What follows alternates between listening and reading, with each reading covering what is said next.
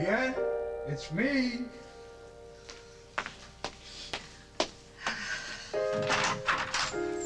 I have all of your favorites. And where do you see the spot I found? Near an old orchard near Luther's Corners. We can pick apples. There's a pond, so you might want to bring a swimsuit. Ben? Don't worry, I'm not going to wear you out. Brought a blanket. You can take a little nap. After you wake up under the tree, we can start planning the wedding. How you feel about jazz? I was thinking a little jazz might be nice for the reception. Ben, I can't. Okay, that's fine. We can keep it simple. You want a guitar? Ben, stop it. You remember earlier you asked, you were giving me a chance to reconsider? Right, yeah. And before I left, we had said we were going to start making lists for the wedding. Come on, Lien, hey. Trust me. This is right. I know what's right. When you've been alone as long as I have, and when you've seen people die... You know why I adopted Curtis? Because life is about family, and it's about loving someone.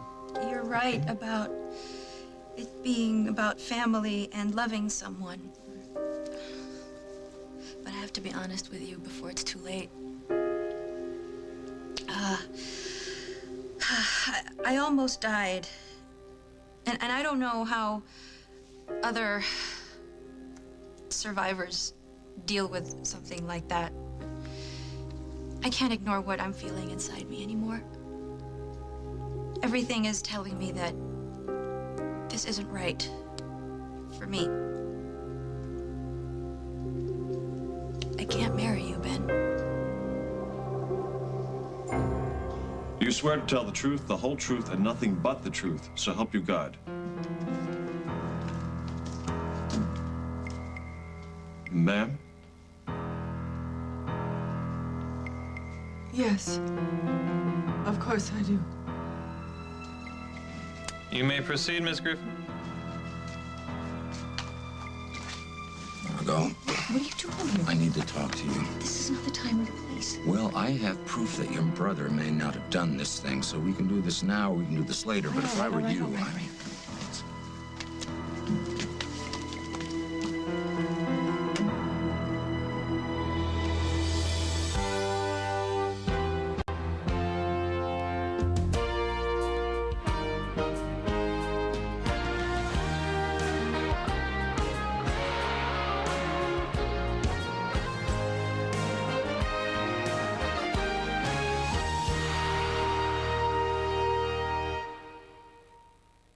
I'd like to thank Barbara Ryan for agreeing to testify today. She's only recently awakened from a coma that she was in for several weeks as a result of a bomb exploding in her face at a boathouse outside of town. I'm sure we'll understand if you need to rest or stop at any time, Miss Ryan. Thank you. Craig Montgomery, who stands accused of trying to kill you, is he your husband? Yes. A technicality, but yes. When you accepted his proposal of marriage, how did your family, your friends, your business acquaintances, how did they react? They were very unhappy. They didn't trust him. Did you discuss this with Mr. Montgomery? Yes. I asked him to sign a prenuptial agreement. A prenuptial agreement. Would you consider yourself a wealthy woman? I've worked very hard. I own Barbara Ryan Originals, a successful fashion house. I have diversified investments, real estate, stock. I've been very fortunate financially. And what were the terms of this prenuptial agreement? That if Mr. Montgomery and I divorced, neither would hold a claim to the other's holdings. And he agreed to this, knowing that in the event of divorce, he'd be unable to touch your money? He was offended that I would suggest such a document. But aren't prenuptial agreements standard for a person in your circumstances? They're quite common. He said it meant that I didn't trust him. I told him it would mean a great deal to my family, that perhaps they would accept that he loved me and not my money. And so he signed it. And you were married. Yes. Would you say it was a happy marriage?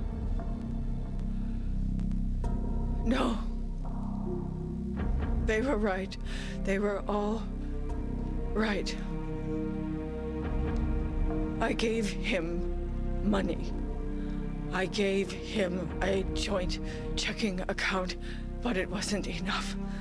He built millions from my corporate account. My son called me. Your son, Paul Ryan, who manages your corporation. Yes. Paul called from Paris to warn me that we were running low on funds. And so I confronted Greg. He was proud that he had stolen my money to buy worldwide stock. And what did you do, Ms. Ryan, when you realized your fears, everyone's fears, were justified? I told him he had to do whatever it took to replace the funds, or I would go to the police. And the marriage was over. So you and Mr. Montgomery would divorce? Yes. So the defendant knew that the joint checking account, the luxurious life that you helped provide, all of that would end with divorce? Yes. He signed. He knew. Ms. Ryan, you confronted the defendant with the fact that you knew he was stealing from you. Then what did you do? I was very upset. I was confused. I knew I wanted to do the right thing morally, legally. So I called Jack Snyder. Detective Snyder, who testified earlier? Yes. I told him I wanted to see him. He said I should meet him at the boathouse. I was very embarrassed. I wanted some privacy. Ms. Ryan, why didn't you give your husband a chance to pay you back? Because when I had confronted him earlier, he was so angry. And you were afraid to confront him again? Objection. Counsel is leading the witness. I'll rephrase. Ms. Ryan, after your angry confrontation with your husband, how did you feel about him? What kind of person takes everything and shows no remorse? I didn't know who he was. I had no idea who he was or what he would do next, except do everything he could to escape being brought to justice. And I was scared. So you asked Detective Snyder to meet you at the boathouse. What happened? Please tell the jury. I was early. Jack, Detective Snyder, had not arrived yet, so I stood outside and I thought about what a mess I have made of my life. And it got chilly, and I moved in, and he was there, Craig, waiting for me.